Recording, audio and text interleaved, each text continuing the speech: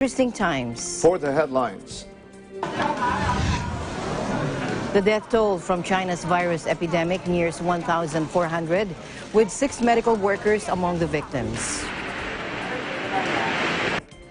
Meanwhile, another cruise ship, the MS Westerdam, carrying more than 2,000 people, docked in Cambodia after being turned away by ports in Japan, Taiwan, Guam, the Philippines, and Thailand, despite having no sick patients on board. Scientists in Antarctica have recorded a new record temperature of 20.75 degrees Celsius, breaking the barrier of 20 degrees for the first time on the continent.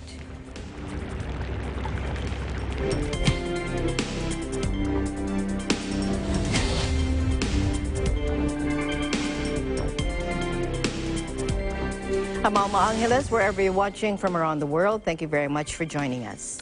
We welcome our viewers here in the Philippines and around the world. Good evening, everyone. I'm Sam Cepeda. And now to the news.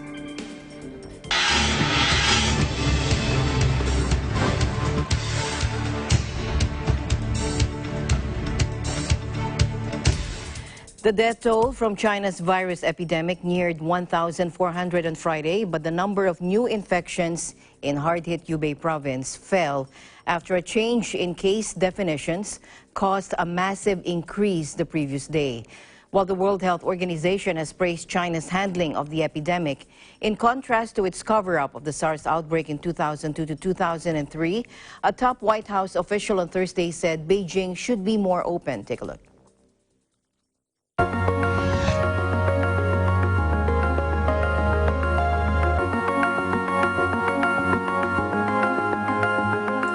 Yeah, we are very disappointed on this point that still China has not accepted our invitation to send our CDC experts over with the World Health Organization people. I mean, in this room, I guess 2 weeks ago, I announced that we were sending our smartest people over because that's what came out of the Oval Office meeting with the Secretary Azar and the President and so forth. Turns out they never passed it. We still haven't gotten to go in there.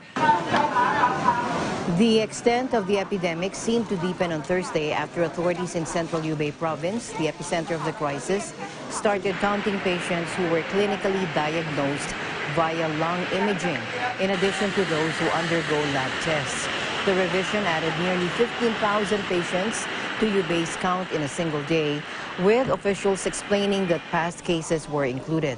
The first cases emerged in December in Wuhan, Hubei's capital. The WHO said the numbers included cases going back weeks. In the last 24 hours, China has reported 1,820 laboratory confirmed cases, bringing the total cases to 46,550. In addition, China reported 13,332 clinically confirmed cases in Hubei province. And crucially, we understand that most of these cases relate to a period going back over days and weeks. So we're not dealing, from what we understand, with a spike in cases of 14,000 on one day. As we've seen this spike in the number of cases reported in China, but this does not represent a significant change in the trajectory of the outbreak. But China's government has faced continued skepticism among the global public. Criticism also intensified after the death of a doctor who had tried to raise the alarm about the outbreak in December but was silenced by authorities. The outbreak, believed to have emerged from a Wuhan market where wildlife was traded illegally, has triggered a backlash against local political leaders. Now, Provincial Communist Party boss Jiang Qiaoliang was fired as secretary of the Hubei Provincial Committee, and Ma Guichang removed as party chief in Wuhan. They were the two highest profile officials to be axed since the outbreak.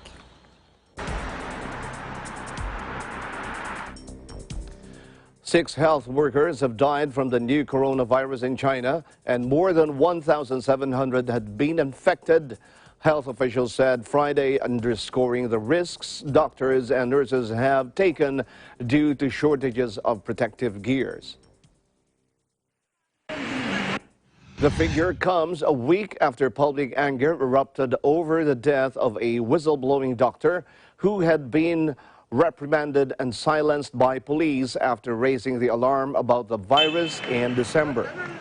The risks medical staff are facing was highlighted on February 7 when Li Wenliang, the whistleblowing doctor, succumbed to the disease in Wuhan. His death unleashed an outpouring of grief and anger on Chinese social media, with 10 academics in Wuhan circulating an open letter calling for political reform and freedom of speech. Zheng Yixin, Vice Minister of the National Health Commission, said at a news conference that 1,716 health workers had been infected in the country as of Tuesday. The majority, 1,102, have been diagnosed with the COVID-19 illness in Wuhan, the central city at the epicenter of the crisis, Zheng said. Another 400 were infected in other places in Hubei province. Chinese authorities have scrambled to deploy protective equipment to Wuhan's hospitals, where doctors and nurses have been overwhelmed by an ever-growing number of patients. Many doctors in Wuhan have had to see patients without proper masks or protective bodysuits, resorting to reusing the same equipment when they should be changed regularly. One doctor at a community clinic in Wuhan told AFP he and at least 16 other colleagues were showing symptoms similar to the new virus, including lung infections and coughing. Meanwhile, after grueling shifts treating coronavirus patients, Hong Kong Dr. Alfred Wong often finds himself alone in a hotel room, eating takeaway, battling the pain of being separated from his pregnant wife. Take a look. The 38-year-old volunteered to join staff on isolation wards, dubbed the Dirty Team, to avoid the risk of being called up later and missing his daughter's birth in 2 months' time. While he's on the team, he has decided to keep contact with loved ones down to a minimum. Since joining the team in early February, Dr. Wong has stayed at a hotel within walking distance of his hospital and shaved his hair into crew cut, a way to reduce gaps in protective clothing. Sometimes he picks up homemade box meals that his wife leaves on the doorstep of their home. Our plan was to have dinner together inside the same restaurant, but not on the same table. So probably we will be eating 3 to 4 meters apart from, away from each other. Yeah, that was the plan, but let's see, because basically we detach ourselves from the rest of the world. So I don't go home after work. I don't eat. I try not to eat inside restaurants. I try to do takeaways. The best gift will be a very much alive husband after this rotation. I think there is nothing better than that for my wife. Hundreds of doctors and nurses like Dr. Wong are going through similar family separations as they battle a virus that has killed nearly 1,400 people in mainland China. In Hong Kong, 53 people have so far been diagnosed, one of whom died. And while the numbers are low, the outbreak has still put a huge strain on the overcrowded hospitals in a densely packed city of 7 million. Around 60% of isolation wards in public hospitals are occupied with confirmed or suspected cases. Dr. Wong and 14 fellow doctors currently have 2 confirmed cases on their ward, but they're also monitoring 40 suspected cases. All must be treated as if they are carriers. Someone has to do this, and indeed we are the ones who are best equipped to do this. We were trained and armed for this purpose. We don't want to be heroes. We don't want to be heroes. I just want to be an ordinary doctor. I want this to die down very soon. I want this thing to end very soon, and I want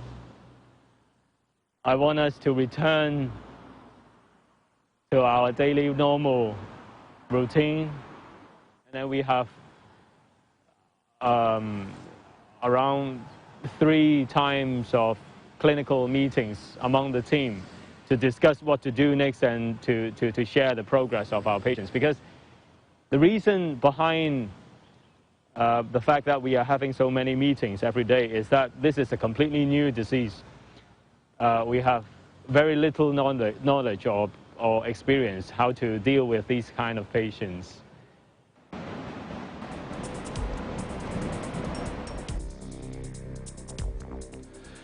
Meanwhile, another cruise ship, the MS Westerdam, carrying more than 2,000 people, docked in Cambodia after being turned away by ports in Japan, Taiwan, Guam, the Philippines, and Thailand, despite having no sick patients on board. Cambodia's strongman Premier Hun Sen welcomed around 100 tourists who were handed flowers as they stepped ashore after an uncertain 2 weeks at sea. The Westerdam was supposed to be taking its 2,257 passengers and crew on a 14-day cruise around East Asia, beginning in Hong Kong on February 1 and ending on Saturday in Yokohama, Japan. But the vessel was barred by Japan, Guam, the Philippines, Taiwan, and Thailand over fears it was carrying someone with a new virus. The first 100 people whose flights home have been provided by cruise operator Holland America were garlanded with jasmine and traditional Cambodian scarves. From the deck of the Westerdam, the remaining cruise goers waved and cheered.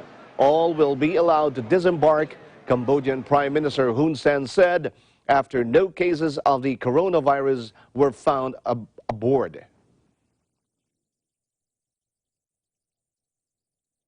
We are very happy to be here and we are very happy to go home. And the Holland American have been marvelous. They've tried everything. And we are so happy that Cambodia have made this possible that we can go home to our family.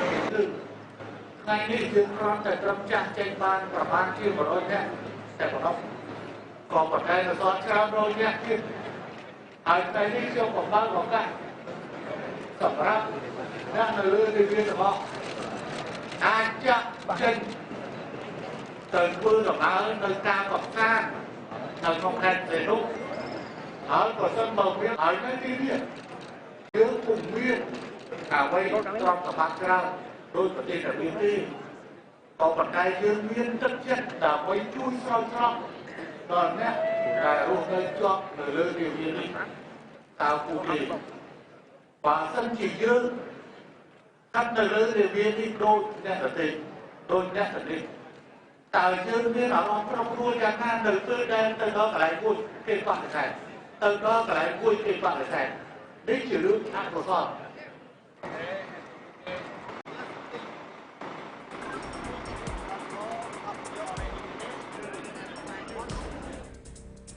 Meanwhile, an initial group of passengers who tested negative for new coronavirus moved from a quarantined cruise ship off Japan's coast on Friday to finish their isolation in government-designated lodging. A Japanese government official confirmed 11 passengers aged 80 and over were taken off the Diamond Princess and transported to facilities where they will stay until the quarantine ends on February 19. Now take a look at the dock where the ship is moored. A bus with blacked out windows pulled away from the boat, driven by a person in head-to-toe protective gear, including a mask and goggles. More than 200 people on board the ship have been diagnosed with the virus since it arrived off Japan's coast on February 3 and was placed in quarantine. Passengers on board have been asked to remain in their cabins except for brief stints on open deck while wearing masks and gloves. Concerned about the stress the conditions are placing on the several hundred elderly passengers on the ship, Japanese authorities said they would allow those who meet certain conditions and test negative for the virus to complete their quarantine on land if they choose.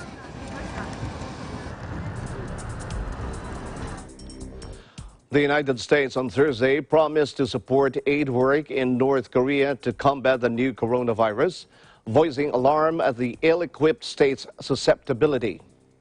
State Department spokeswoman Morgan Ortagus said the United States was deeply concerned about the vulnerability of the North Korean people to COVID-19, which originated in neighboring China, where it has killed more than 1,300 people. Ortagus said the United States supported efforts of aid groups to contain the spread of the virus in North Korea. Officials in tightly controlled North Korea have said nothing about coronavirus cases, but state media this week said foreigners would undergo a 30-day quarantine. North Korea has entirely banned foreign tour groups, which come largely from China, according to a major tour operator.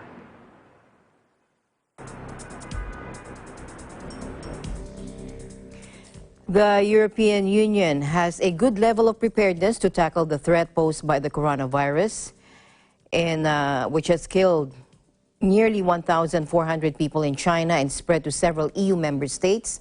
That is according to the bloc's health commissioner. EU health ministers met in Brussels to discuss measures to stem the spread of the virus. Let's listen in. So all member states confirmed that they have action plans in place, they have a good level of preparedness, and that they're going to continue working closely together. It's true that a large amount, almost I think 50% of the protective equipment is produced in China. We're aware of that. Member states have already, and we have communicated with industry within the European Union to see how that they can follow up on increased supplies. So we are looking at this very closely, monitoring it very closely, so that we're able to step in if this is needed. Far repatriated around 500 of its citizens who were in China due to the virus. Many countries have implemented travel restrictions on recent visitors to China, but Dutch Health Minister Bruna Bruins encouraged EU members to avoid additional travel and trade restrictions.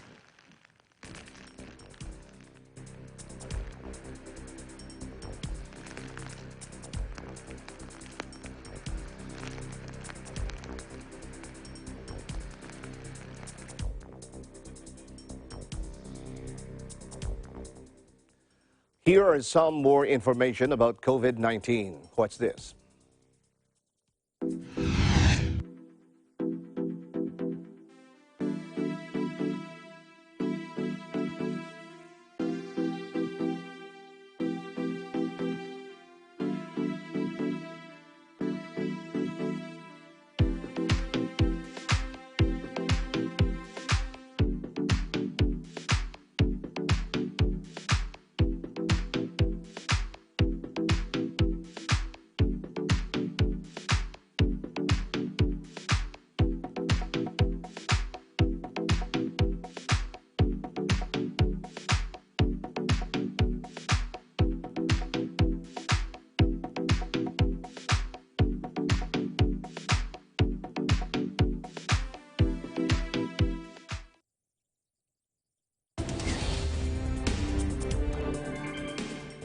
The news continues here on Eagle News. We'll be right back. Stay tuned.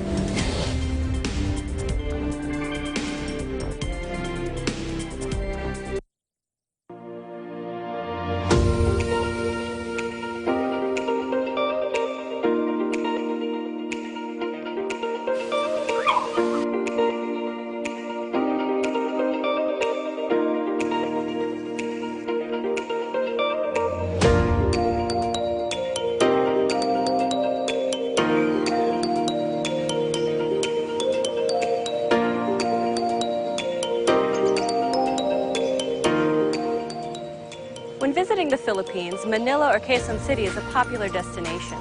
But oftentimes the hustle and bustle of the city can be more stressful on your vacation. So when you feel the need to reconnect to nature or relax again, there's a beautiful oasis just outside of the city called the Garden at Ciudad de Victoria.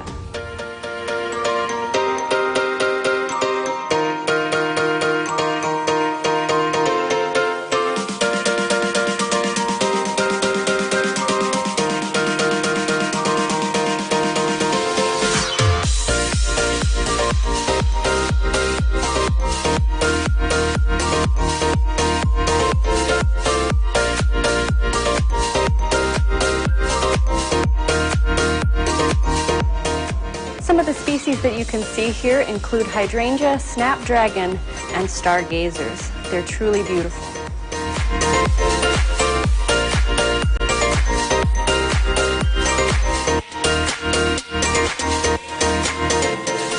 The gardens at Ciudad de Victoria are so peaceful, tranquil, and beautiful that it's become a haven for young couples and a very popular venue for engagement photos.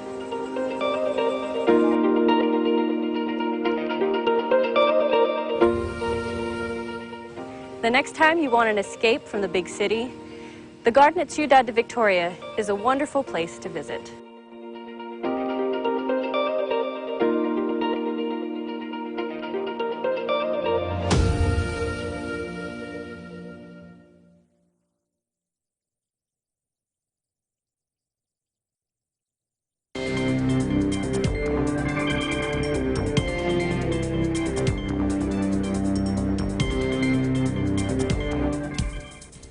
Welcome back. Russian President Vladimir Putin stressed that marriage is solely a heterosexual union and supported the idea of enshrining the notion in the country's updated constitution. He said this after conservative lawmaker Olga Batelina said Russia's constitution should uphold traditional family values. She claimed the family is under attack from attempts to introduce new terms like parent number 1 and parent number 2. Let's listen in. Брак – это союз мужчины и женщины.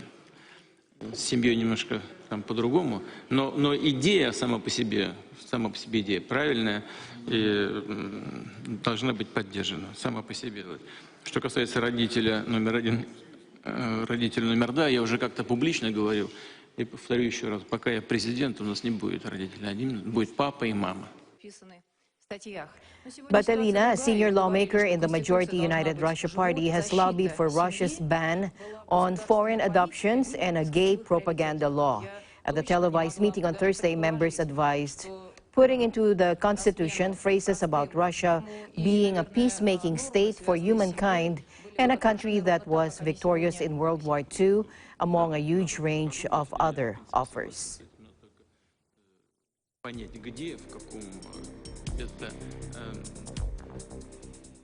Ontario's 4 largest education unions of teachers are on a strike, resulting in a complete shutdown of the province's public education system. Our ABC Canada Bureau's Ashley Sahmar reports from Toronto. We are here today at Front Street in the city of Toronto, where the ETFO, or the Elementary Teachers Federation of Ontario, walks out for the second week of their one-day province-wide strike in support of funding for public education. Fire! Fire! Fire! Fire! Elementary classes are suspended as 83,000 members of the ETFO, or the Elementary Teachers Federation of Ontario, gather at the picket lines to protest Ford government's cuts to education.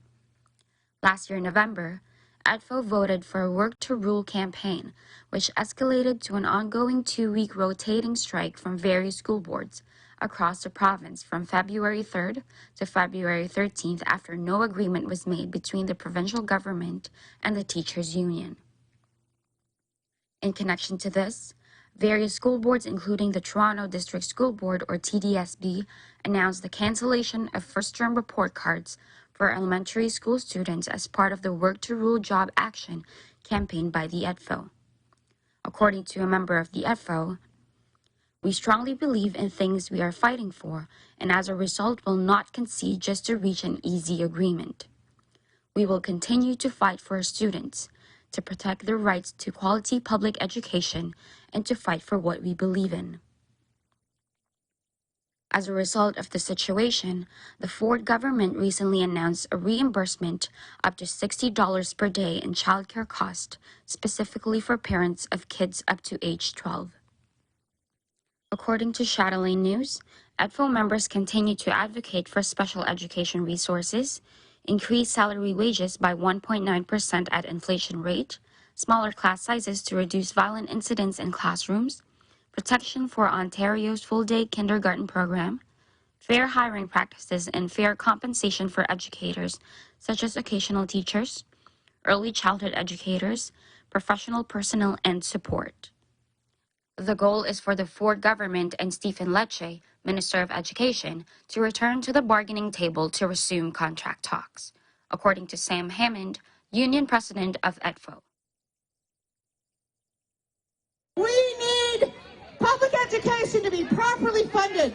We need to reverse the cuts. And Stephen Lecce, we are tired of the narrative that teachers are out here for themselves. We are not out here for ourselves. We are out here because we love our work, we love students, we love teaching, and we want to be back in the classroom.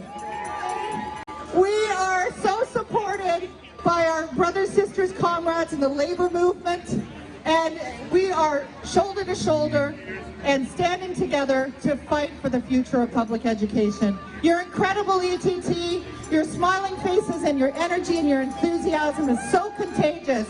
And Ontario's going to know, and educators throughout Canada are going to know and see that Ontario teachers, Ontario education workers care about kids and care about their futures. Thank you so much, and we'll continue to stand strong today. Solidarity, ETT. You're amazing. What began as talks and contract negotiations between the teachers' unions and the Ontario government back in 2019 has escalated to a series of rotating strikes that has left thousands of classrooms empty in Ontario. From Toronto, Canada, Ashley Sakmar, Eagle News 1 with 25. Thank you, Ashley. Meanwhile, Democratic presidential hopeful Mike Bloomberg launches the Mike for Black America at the Buffalo Soldier National Museum in Houston, Texas. Bloomberg has been focusing on the black community in Texas, which will have 228 pledged delegates to elect during Super Tuesday on March 3. Take a look. This month, we look back and celebrate Black history together because Black history is American history. There is one aspect, an approach that I deeply regret, the abuse of a police practice called stop and frisk. I defended it, looking back, for too long because I didn't understand then the unintended pain it was causing to young black and brown families and their kids. I should have acted sooner and faster to stop it. I didn't, and for that I apologized. I spent a lot of time. It's important for me to hear that a recognition that the policy that was put in place was not the right policy, that it was flawed, that it was insensitive, and a public apology that it was wrong. And in order for me to move forward, those are the sort of things that I needed to hear. And I heard that. Well, you know what? I really have been impressed how he was very apologetic on what the mistake that he made. It takes a lot to come back and stand before people and to apologize, but admit you was wrong. Bloomberg, to me, really feels that he's the one that can beat Trump. We've all seen what has been going on in this country. We know what has been going on in the White House, and we really need an alternative. With 19 campaign offices and 150 employees in Texas, he now has a larger presence than any other candidate in the state. Texas is key to the Democratic primaries because it has such a large number of delegates. As earlier said, 228, more than the total of all the other states that vote in February, where the billionaire chose not to run. If a candidate obtains a majority of delegates, or 1,991, he or she will take on President Trump in the election. Bloomberg has thrown large amounts of money from his personal fortune into the campaign, spending more than $300 million across the country and about $29 million in Texas alone, according to the Kantar Campaign Media Analysis Group.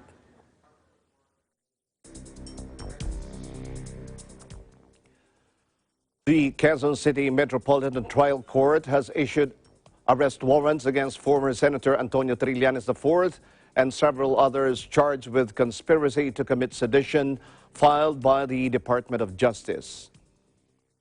Aside from Trillanes and whistleblower Peter Jomel Advincula, alias Bicoy, likewise ordered arrested by METC Branch 138 Judge Christine Grace Suarez, Arjonel P. Sangalang, Yolanda Ong, priests Flaviano Villanueva and Albert E. Alejo, Vicente R. Romano III, film actor Joel Saracho, Eduardo Asierto, publicist The Boom Enriquez, and a certain Monique.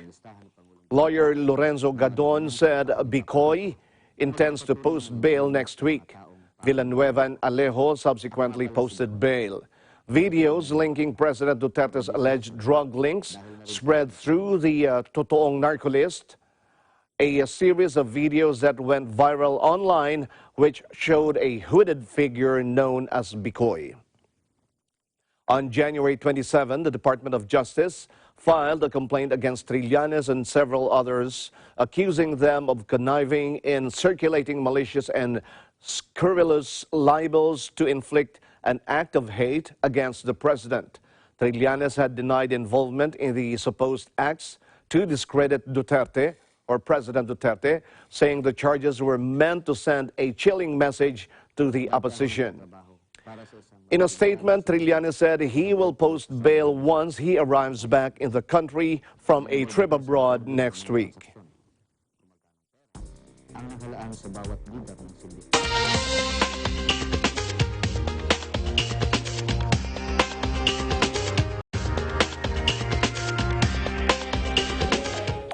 Scientists in Antarctica have recorded a new record temperature of 20.75 degrees Celsius or 69.35 degrees Fahrenheit, breaking the barrier of 20 degrees for the first time on the continent, according to a researcher. Brazilian scientist Carlos Schaefer told AFP, quote, "We've never seen a temperature this high in Antarctica." He cautioned that the reading taken at a monitoring station on an island off the continent's northern tip on February 9 has no meaning in terms of a climate change trend because it's a one-off temperature and not part of a long-term data set. But news that the icy continent is now recording temperatures in the relatively balmy 20s is likely to further fuel fears about the warming of the planet. The reading was taken at Seymour Island, part of a chain of the peninsula that curves out from the northern tip of Antarctica. The island is home to Argentina's Marambio research base. Accelerating melt-off from glaciers and especially ice sheets in Antarctica is helping drive sea level rises, threatening coastal megacities and small island nations. And the news came a week after Argentina's National Meteorological Service recorded the hottest day on record for Argentine Antarctica, 18.3 degrees Celsius at midday at the Esperanza base, located near the tip of the Antarctic Peninsula. The previous record stood at 17.5 degrees on March 24, 2015. It has been recording Antarctic temperatures since 1961.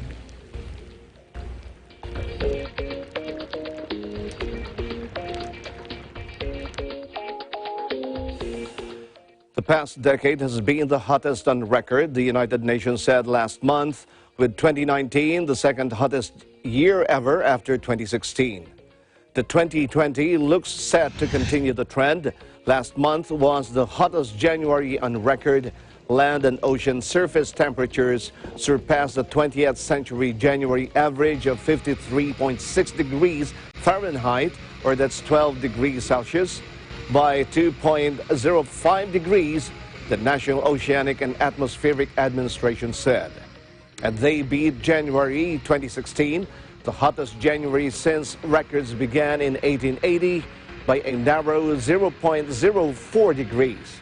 The news confirms a similar finding by the European Union's Climate Monitoring Service last week, which used slightly different data.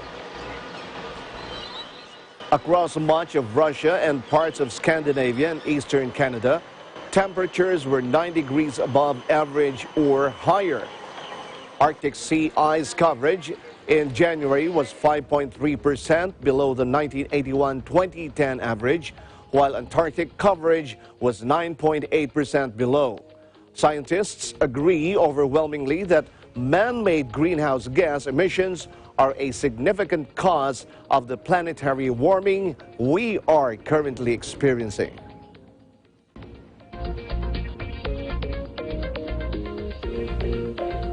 South Africa's northern Kalahari region is renowned for its dry and arid climate, an environment the wildlife and livestock are accustomed to. However, an extreme drought has killed off not only many animals, but also tourism to several farms. And some have been forced to let workers go and shut down operations as they wait desperately for rain. Take a look. More than 1,000 animals have died on this Northern Cape game farm over the last few months, as South Africa's entire Kalahari region is being crippled by one of the worst droughts locals have ever seen. We are trying to go on as we are at the moment, but it's only going to be so long before all our resources are out, and we don't have any money left to do what we do.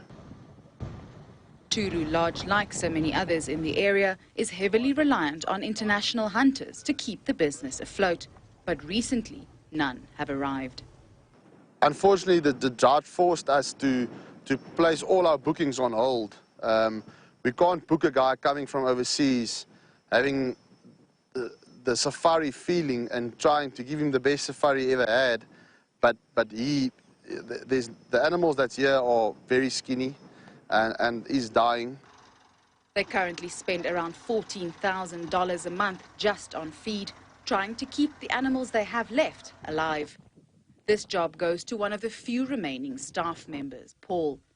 He has been on the farm for 28 years and always depended on tips from visitors to supplement his income. But this year, he struggled just to get his kids ready for school. I needed to borrow money this year just to buy them books and stuff. The years before I had the money. Things are tight, much worse than before. A few kilometers away, lifelong commercial farmer Johan Steenkamp admits he can't keep going on like this past March. Our animals are really suffering. We have lost many animals. At this stage, I have between 30 and 40% of my herd left. Everything else either died or we had them slaughtered. Even as the region enters its much-anticipated rainy season, the farms and their animals will need more than a year to recover, and many simply don't have that long.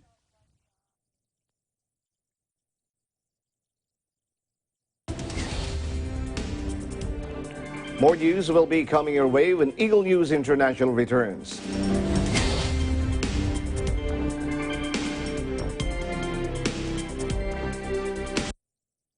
Mula noon hanggang ngayon, gabay natin ang MTRCB ratings sa matalino at responsableng panonood.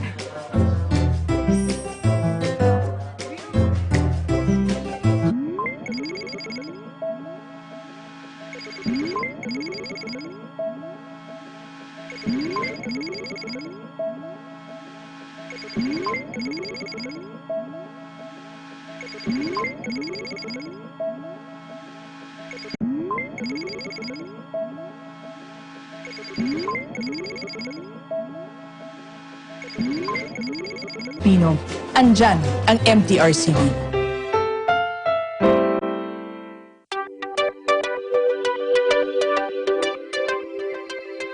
Net25 shows live and on demand anytime, anywhere, on any mobile device on OSN Play.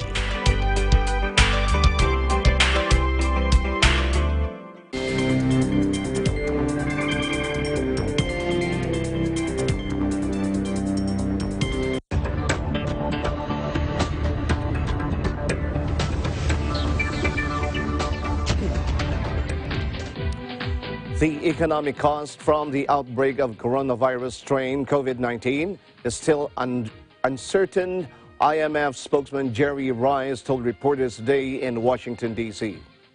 The IMF is looking at all the data available and hopes to have a more concrete sense of the ultimate impact to share with the G20 when it meets in Riyadh.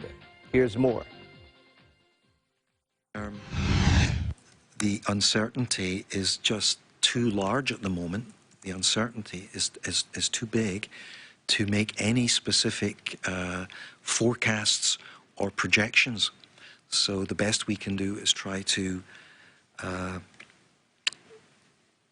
look at various possible scenarios and how they play out. And that's what the managing director talked about yesterday. She talked about the V-shape scenario, which we would all hope for. That's not a prediction, it's not a forecast, but we would hope for, because that would be the best possible outcome in terms of the economics.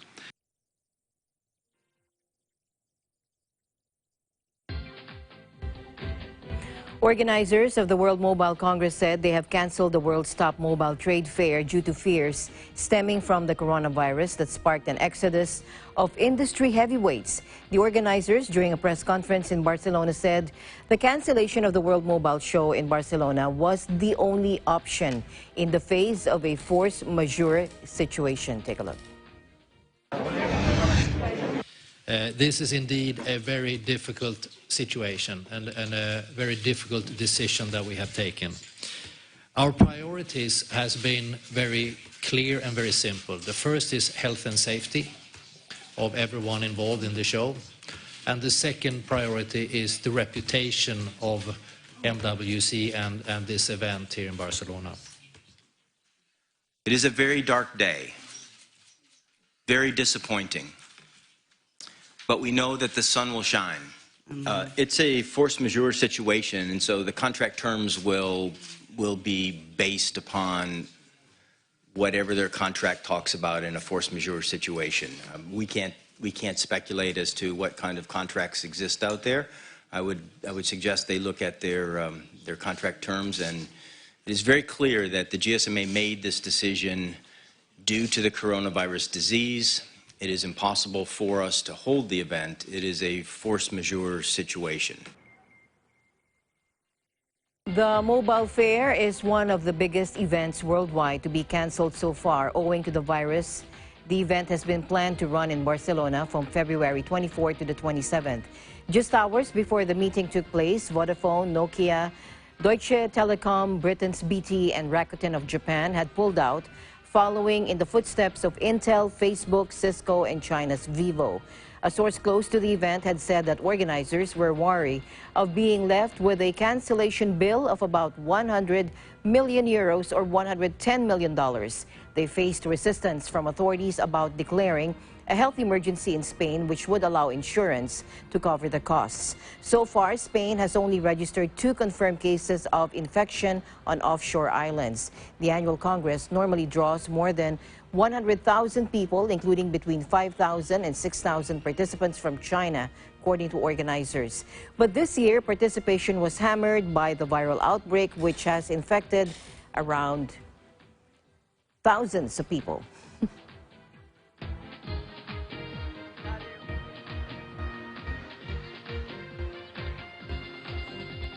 German airline giant Lufthansa said it would prolong its suspension of flights to the Chinese mainland until March 28 over the novel coronavirus or COVID-19. Lufthansa flights to Nanjing, Shenyang, and Qingdao were already canceled until the same date. Meanwhile, the group will respond to reduced demand for Hong Kong flights by canceling some flights by flagship carrier Lufthansa and using smaller planes on Suez connections. Passengers whose flight has been canceled can change their booking at no charge or receive a full refund, Lufthansa said. On Thursday, UN body, the International Civil Aviation Organization, or ICAO, estimated almost 20 million fewer passengers would travel to and from China in the first quarter compared with expectations, costing the airline industry up to $5 billion in revenue worldwide.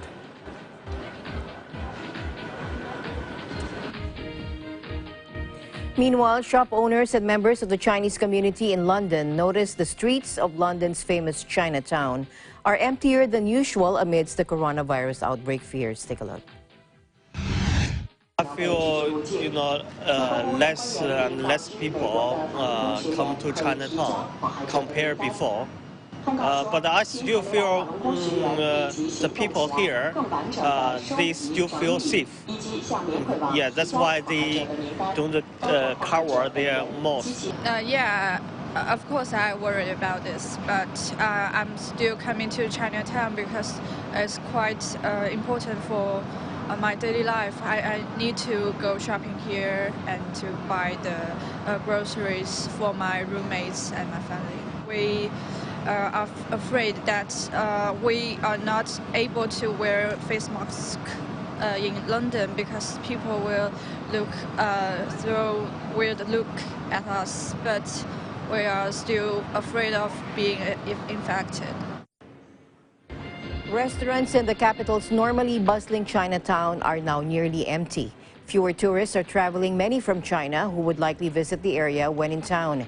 And people from the Chinese community, local or not, are also not frequenting Chinatown as they would otherwise, workers say.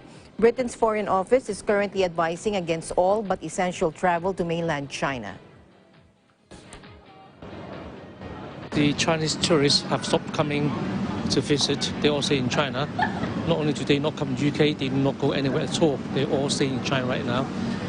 So all of a sudden, you can see that all the shops and streets are much quieter than before because of the lack of the tourists from China.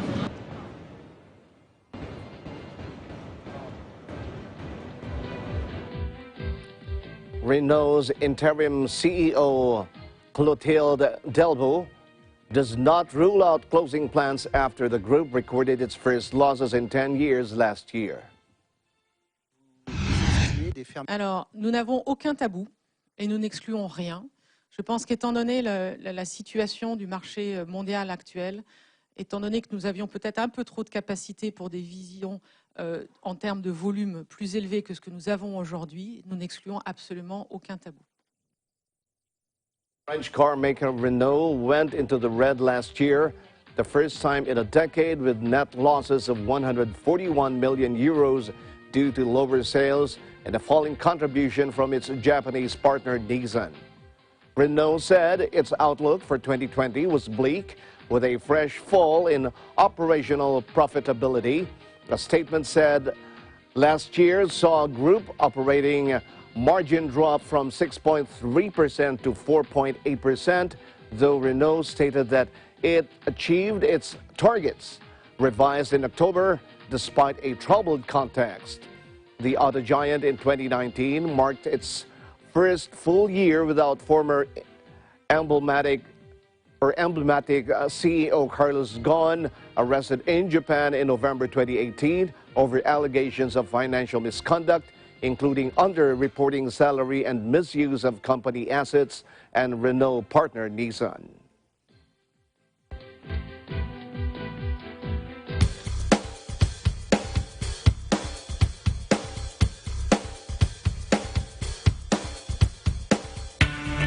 The U.S. Justice Department announced indictments of 4 members of China's People's Liberation Army for alleged involvement in the massive 2017 hack of the database of giant U.S. credit rating agency Equifax. Take a look.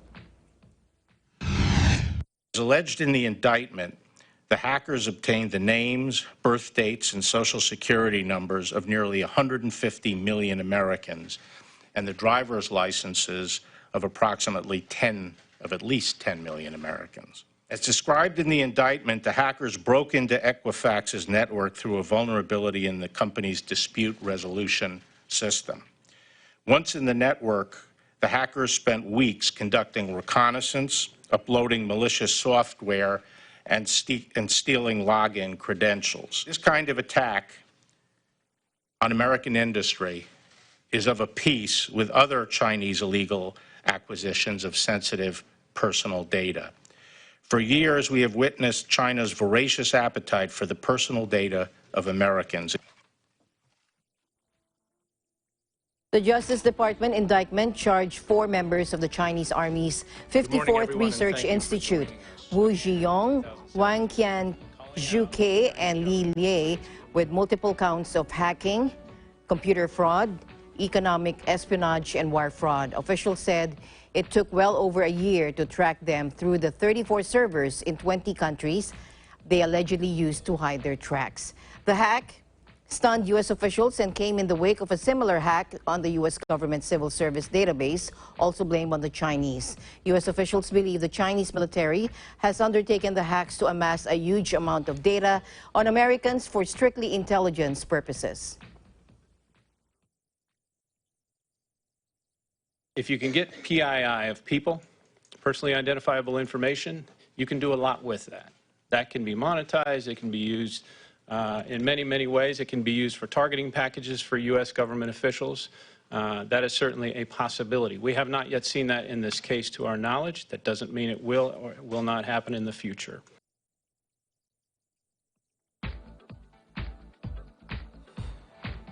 Chinese tech giant Huawei has been hit with fresh U.S. criminal charges alleging a decades-long effort to steal trade secrets from American companies. A U.S. indictment unsealed in New York alleges Huawei and its proxies conspired to misappropriate intellectual property from 6 U.S. firms as part of a strategy to grow and become the world's largest telecom equipment maker. The new charges, including a federal racketeering allegation, add to an indictment unsealed in January 2019 that alleged Huawei stole trade secrets from U.S. carrier T-Mobile. The indictment names Huawei and several subsidiaries, as well as the company's chief financial officer Meng Wanzhou, who has been arrested in Canada over a related probe into Huawei's violations of U.S. sanctions. Huawei called the latest charges unfounded and unfair and predicted the case would be dismissed. Huawei, one of the world's largest tech firms, has been blacklisted by Washington amid concerns over its ties to the Chinese government and intelligence services. The sanctions are aimed at blocking Huawei from getting any U.S. telecom equipment contracts and prevent the transfer of American technology to the Chinese firm. But on Thursday, the U.S. Commerce Department delayed the implementation of some sanctions for an additional 45 days, saying it would help avoid disruption for certain telecom firms as they seek alternatives to Huawei.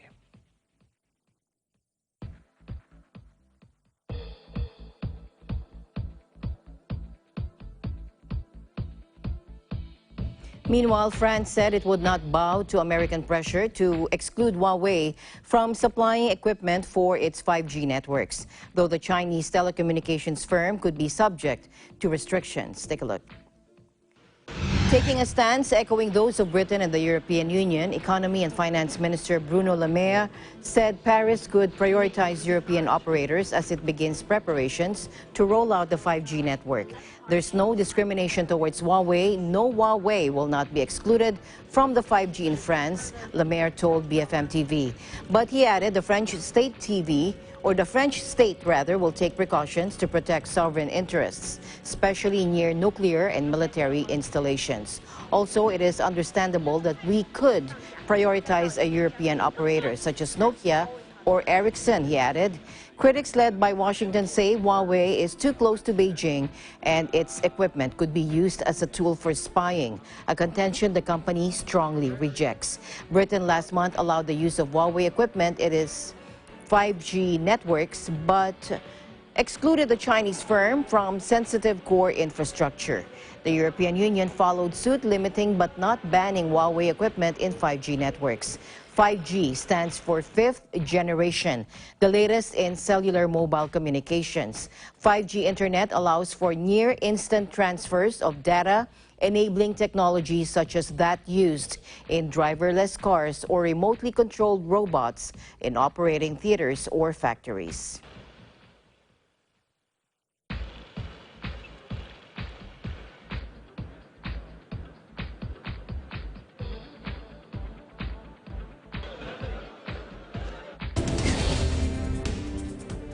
Don't forget to like us on Facebook, follow us on Twitter and Tumblr. Also, check out our boards on Pinterest and pictures on Instagram. I'm Sam Cepeda. Thanks for joining us. And that's the news for tonight. Join us online and here again tomorrow evening. From all of us here at Eagle News, I'm Alma Angeles, and we're one with 25.